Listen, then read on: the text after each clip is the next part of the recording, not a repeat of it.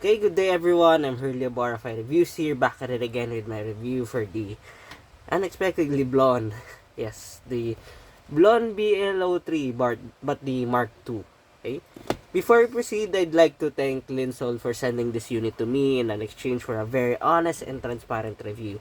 Rest assured that all of my reviews are always transparent and honest to the core, like I always do, para win-win sa ating lahat.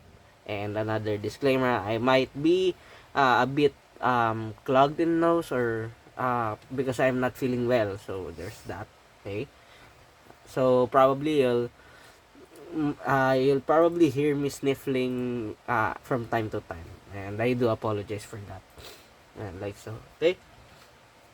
Okay, so it's been a while since I've heard Blonde, or not only the BLO3 but Blonde in general, because they kind of went under the radar. Naalala ko nung early days nila, they've been releasing IEMs from here and there, and all of them are metal, which is the trademark for the Blonde brand.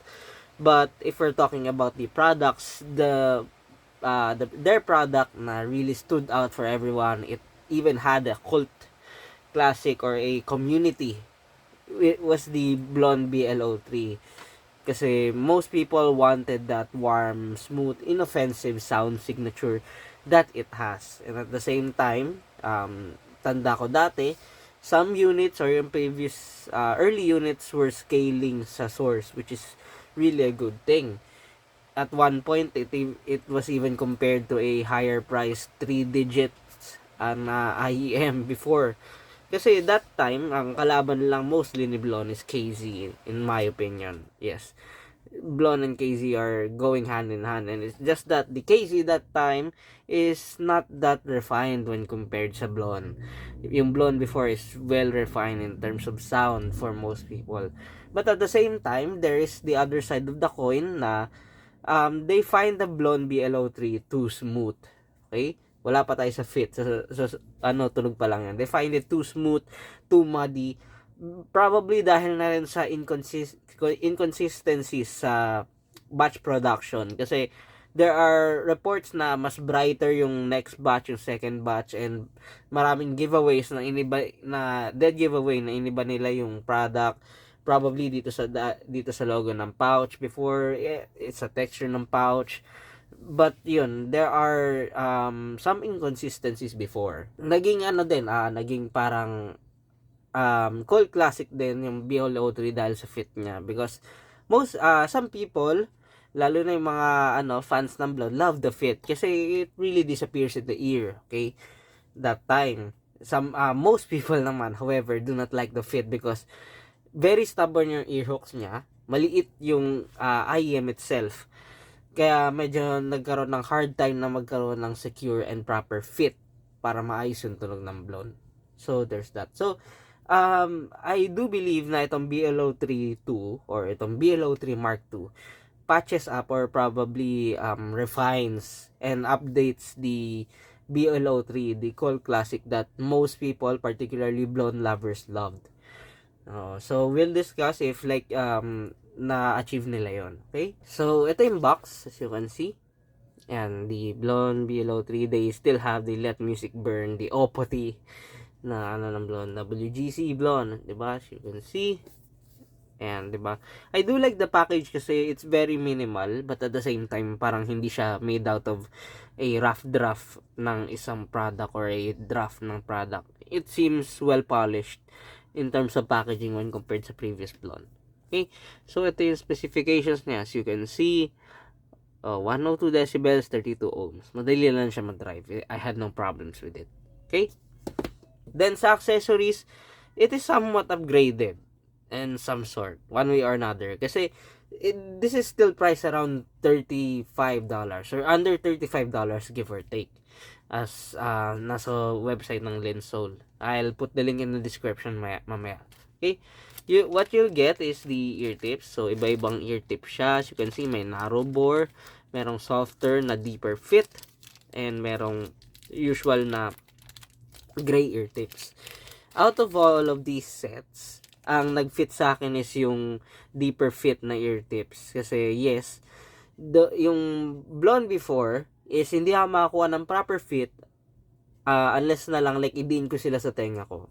But kasi nga yung fit niya talaga is really shallow to my ears. Yung tenga ko, to give you an idea, is malaki.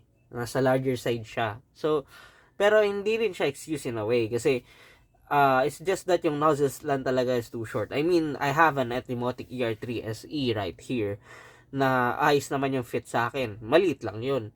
I also have a yung Dunu Brain Dance na yung nozzle niya is nasa smaller side and nasa chunky side yung overall IEM, but nag-fit naman siya ng maayos sa akin. So I guess yung parang pinaka-reason lang talaga as to why hindi nag-fit itong BLO3 because of the nozzle. It is too short. Tas maliit na nga yung form factor niya, tas over the ear pa siya. But oh well.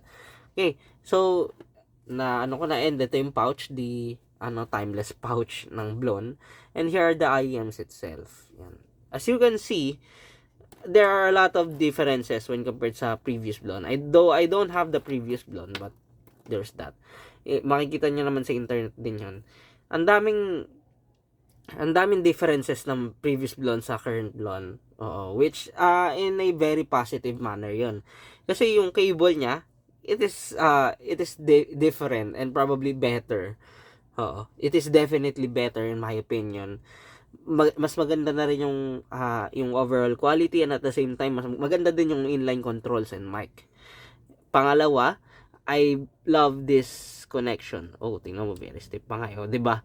Nakalubog na siya. As you can see, very visually pleasing na talaga siya. Unlike dati, parang QDC siya na alanganin. Hindi siya QDC na QDC. So, hindi siya visually pleasing in my opinion. Okay? And lastly, itong, ayan, as you can see, the shell. The shell is still the same, in my opinion. It is still the same but in different color. Matte black. Yes, people apparently love the matte black na kulay para sa Blon. And yes, yung BLO3 Mark II or BLO32 is meron ding version ng usual classic Blon na silver. Okay? And ayun nga, at least may definition na okay, this is the BLO3 Mark II compared sa BLO3 Mark I. Kasi meron pang BLO3 na kulay violet, kulay purple sa tanda ko. Okay, now as for the sound, drivability muna tayo. Sa drivability, wala ako naging problems kahit naka-plug siya directly sa phone or sa source or sa laptop. Walang problem. But for good measure, given na marami namang murang dongles in today's market, at least 2 VRMs, diba? Or at least a decent dongle na maraming reviews na positive yung i-pair mo with the BLO3. Okay, sa fit and comfort, again, it really depends on you. If nakatry ka na ng Blon before and it fits you well, then you'll probably find this better. Or you'll probably find this still comfortable and fits well in your ear. Pero if you're one of those people na hindi nagkaroon ng magandang fit sa Blon, well, probably hindi rin magiging fit sa'yo to either, unless na lang may tiyaga ka na mag-ear tip rolling ng ibang aftermarket ear tips. Okay.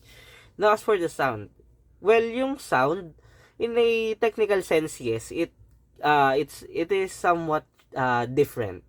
But not much when compared sa first Blon.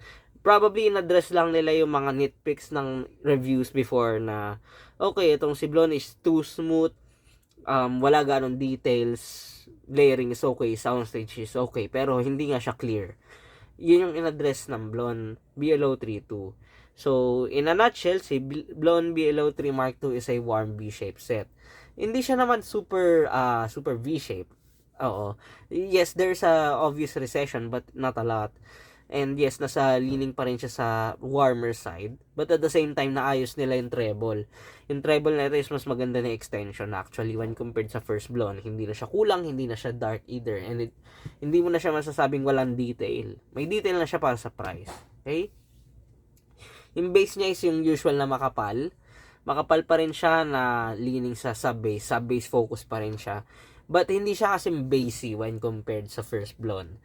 But don't get me wrong, most people or probably those budget bass heads na may special place yung Blon sa tenga at puso nila will probably like the bass of this one as well. Oh, and I do forget, yung paint finish niya is a matte black and it somewhat reminds me of the Moondrop Arias Moondrop Arias paint. So probably and most likely if like hopefully pala, hindi to mag-paint chip agad. Ayun lang yung masasabi ko doon. Okay? Now, as for the mids, yung mids is warm pa rin. It is warm, it is smooth, pero lesser in warmth and lesser mid-bass bleed when compared sa first blonde. So, props to that. Kasi mas articulate na yung mids niya. Mas nakapag-render na siya ng maayos ng male vocals and female vocals without sounding very harsh or harsh at all. It never sounded harsh or piercing at all in my opinion. Kahit nga bright eh. Hindi ko siya na-find na bright. Probably borderline but not bright. Okay? So, if sensitive yung tenga mo and fit sa yung blonde, sige, by all means, get the blonde BLO3 Mark II. Okay? Now, as for the treble, yung treble, again, is well extended. And ito yung pinaka-different when compared sa first blonde. Maayos yung treble na ito. Mas may sparkle na siya. Mas may air, mas may extension. Hindi din siya bright at the same time and hindi rin siya dark. So, ang maganda yung timpla when it comes to tuning nitong BLO3 Mark II. Detail retrieval, it is average at best sa price niya. I don't see anything na parang remarkable or anything or game changer. Sakto lang, I guess. Okay. Now, as for the technical performance, again, just like the treble, it is nothing to write home about, in my opinion. But that doesn't mean that it is bad. It is not bad. It is far from bad at all. It's just that it won't stand out sa price niya. Lalo na sobrang aggressive ng Chi-Fi competition ngayon. So, yung soundstage niya is yung usual na bright. It is yung usual na bright. Na wide, sorry. It is yung usual na wide. Wider than deep, na may good amount ng height. Yung separation and layering is okay. May times na may congestion, but sa very busy tracks lang yun. And yung imaging is accurate naman. I used this with a couple of games and I had no problems with it naman. Okay. Saan siya maganda i-compare? Well, sa mga ka-price lang din niya. Like, for example, yung Tangzu One Er SE or Studio Edition. When compared doon, yun literal, neutral, mas manipis. Mas angat yung vocals. Mas may edge din sa technicalities, but not by a lot when compared sa BLO3 Mark II. Ayan na yung parang pinaka-nutshell nun. Yung nutshell na comparison. Okay. Compare naman natin siya sa, like, let's say, yung Twistura D minor. Yun is, yung Twistura D minor on a stock nozzle is a warmer, balanced sounding IM na mas safe sa both ends. Mas makapal rin siya when compared sa BLO3 Mark II. But at the same time, mas packed yun sa accessories for its price and at the same time, mas okay yung fit when compared sa BLO3 Mark II. Ang lamang lang ng BLO3 Mark II is probably the soundstage kasi mas wide. Saan siya maganda i-compare sa Celeste Ignite X Beast? When compared doon, yun is mas balanced. Definitely mas warm. Mas articulate siya sa tunog actually and mas malinis when compared dito sa BLO3 Mark II. Which is quite understandable kasi mas okay din yung construction nun. I believe yun talaga is like meron siyang mga sound tubes nung nakita ko before. And tanda ko pa rin yung tunog niya for me to recommend. Even sa technicalities and sa overall mids is mas better siya compared sa BLO3 Mark II. Pero at the same time nga kasi, mas mahal yun eh. Okay? Mas mahal yung Ignite X Beast. So there's that. Around $40 to $50 tops yun eh. Okay? So anong verdict ko dito sa BLO3 Mark II? Well, if like fan ka ng blonde and you want something na refinement or think of it as a fan service para sa mga blonde fans. Well, the BLO3 is probably a good or a top recommendation for you. Again, I do see the appeal na binalik nila itong BLO3 Mark II as a fan service para sa mga nasa cult ng blonde before or nasa fanboys or fangirls ng blonde before. So, I do see the appeal. Hindi ko siya like nakita as another wasted opportunity or anything. Not at all. This is a literal an answer or a fan service for them. But if we're looking on an aggressive Chi-Fi market in today's standard, I don't see then this as a something that would stand out. Kasi yung tunog niya is okay. It is very decent at all. Pero hindi siya magsa-stand out in today's Chi-Fi market. Yung dynamics niya, yung pagiging versatile niya sa iba't ibang scenarios and pairings is quite hindi siya, alam mo yun, hindi talaga siya nagsa-stand out or wala siyang wow factor, okay, for its price. Maraming aggressive, lalo na dito sa budget na range na IEMs. Lalo na mas okay din yung fit nila, and ayun, mas available din sila sa market. But then again, I do not see anything wrong with the BLO3 in my opinion. I can still recommend it. Oo, as long as nandun ka sa criteria na mga nabanggit ko before. Okay? So, ayun. This is probably another option for you if you're looking for a warm, smooth sounding IM na okay sa'yo ang Blonde fit and you love the sound of Blonde. Yes. Okay?